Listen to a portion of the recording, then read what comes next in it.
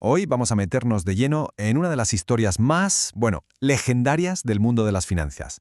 El experimento de los Turtle Traders. Una historia que nos enseña que tener las reglas del juego perfectas para ganar puede que no sea suficiente. Ni de lejos. Y mirad, empezamos con esta cita porque es que va al clavo del tema de hoy. Las excusas. Cuando las cosas se tuercen, ¿qué es más fácil? ¿Culpar a las circunstancias o mirarse un poquito al espejo? La historia de los Turtles, ya veréis, tiene mucho que ver con esto.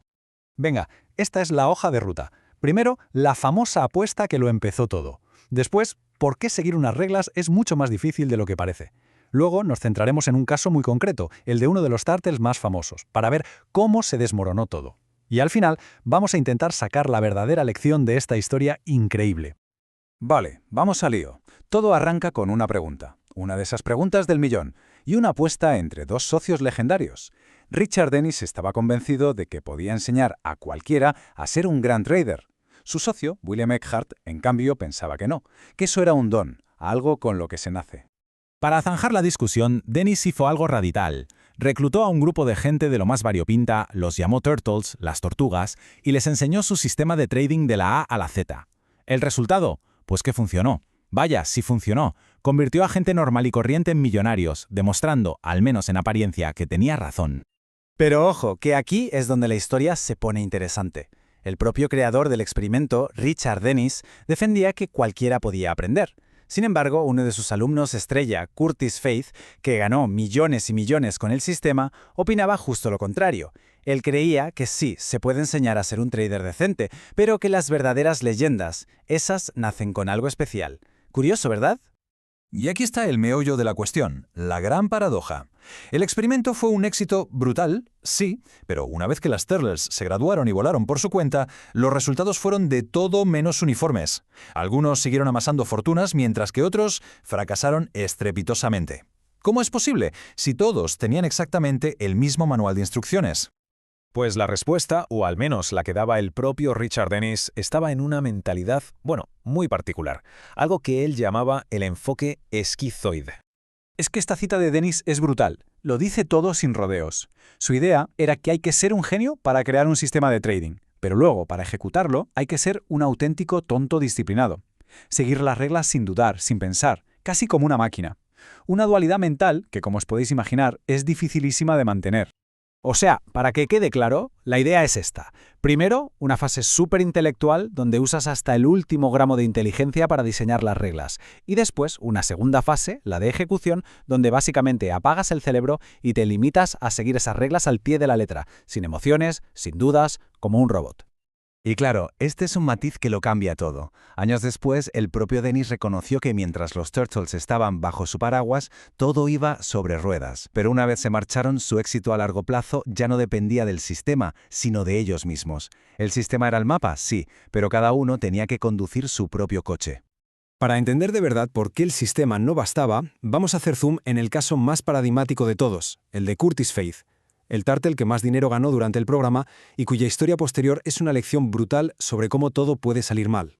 Fijaos, al principio, Faith se vendía a sí mismo como una especie de guardián de la pureza de los Turtles.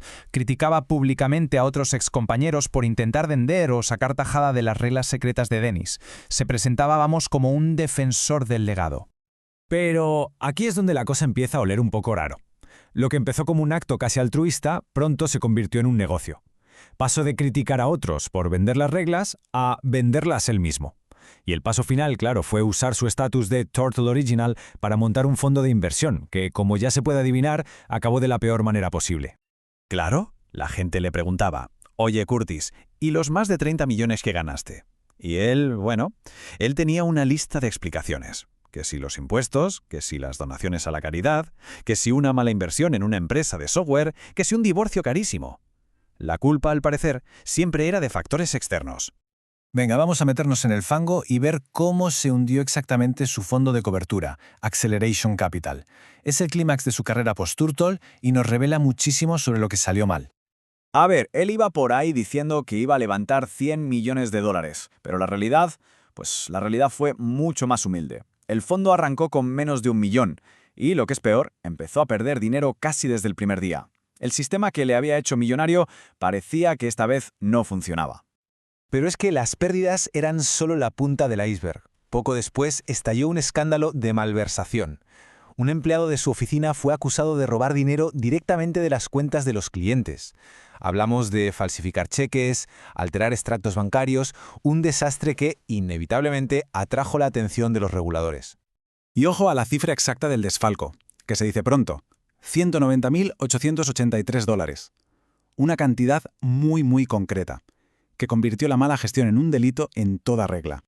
El final de la historia fue fulminante. La empresa de Faith Acceleration Capital fue considerada responsable y se le prohibió para siempre gestionar dinero de otras personas. Fue el fin de su carrera como gestor. El túrtel más exitoso de todos había caído con todo el equipo. Entonces, ¿qué sacamos en claro de todo esto? ¿Cuál es la moraleja? La historia de Curtis Faith y de otros Turtles que fracasaron nos obliga a mirar más allá del sistema para encontrar el verdadero ingrediente del éxito. Es interesante ver lo que dijo años después Jack Schwager, el autor que básicamente puso a los Turtles en el mapa. Acabó pensando que quizás no hubo ninguna magia, que el verdadero genio estaba en los creadores del sistema, Dennis y Eckhart, y no necesariamente en todos los que lo aplicaron. Al final, el resumen es bastante sencillo. El fracaso de algunos no fue porque el sistema dejara de funcionar, fue por factores puramente humanos. Ser malos empresarios, falta de motivación o, y esto es clave, falta de disciplina para aguantar los malos momentos. El éxito a largo plazo exigía habilidades que no venían en el manual de instrucciones.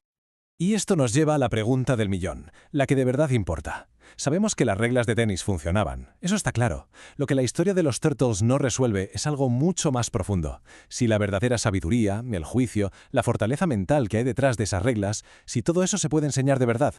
Y con esta reflexión lo dejamos, porque esta historia va mucho más allá del trading. Tener el conocimiento, tener las reglas, no garantiza el éxito. La verdadera pregunta es cómo se transmite esa sabiduría, esa resiliencia, esa disciplina, esa visión de negocio para poder aplicar bien el conocimiento. Quizás, al final, el debate no era naturaleza contra crianza, sino cómo la crianza puede cultivar la naturaleza correcta, una cuestión que a día de hoy sigue abierta.